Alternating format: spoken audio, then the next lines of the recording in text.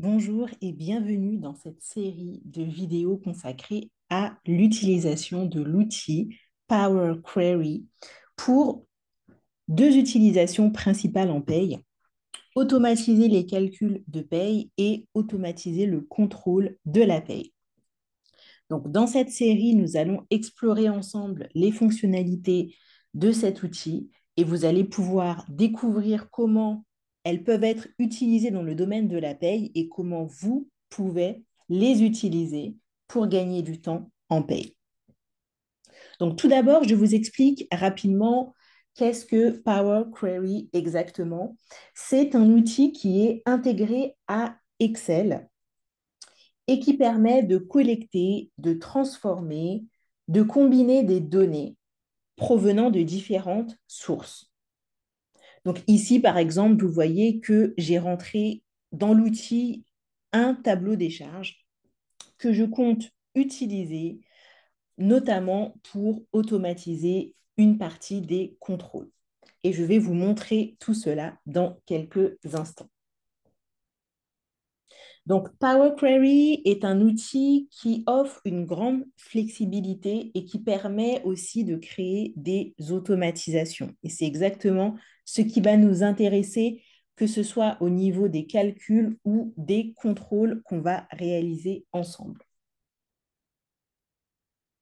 Donc, si vous êtes un professionnel de la paye, que vous voulez optimiser vos processus, ou simplement que vous êtes curieux ou curieuse d'en apprendre davantage sur l'utilisation de cet outil, cette série de vidéos est faite pour vous. Ce qu'on va faire, c'est que je vais vous montrer pas à pas ce que je réalise pour que vous puissiez le mettre en pratique et on va voir uniquement des exemples concrets en utilisant des éléments de paye.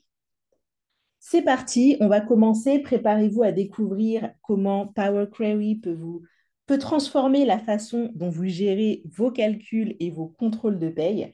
Ne manquez pas cette série de vidéos et on va plonger directement dedans dans quelques instants. Alors d'abord, ce que je vais faire, c'est que je vais revenir un peu en arrière et vous montrer simplement comment est-ce que j'ai en fait chargé mon tableau des charges, justement. Donc en fait, ce que j'ai fait, c'est que j'ai été dans la partie données. J'ai été dans la partie donc obtenir des données Power Query. J'ai été sur la flèche et j'ai cliqué sur obtenir des données. À partir de là, j'ai pu choisir un classeur Excel. Vous pouvez choisir des données parmi plusieurs types de données. Et j'ai choisi mon tableau des charges, donc qui va être utilisé dans notre pratique du jour. Ensuite, je clique sur suivant. Je clique sur table 1 ici. Et en fait, on voit que mon tableau des charges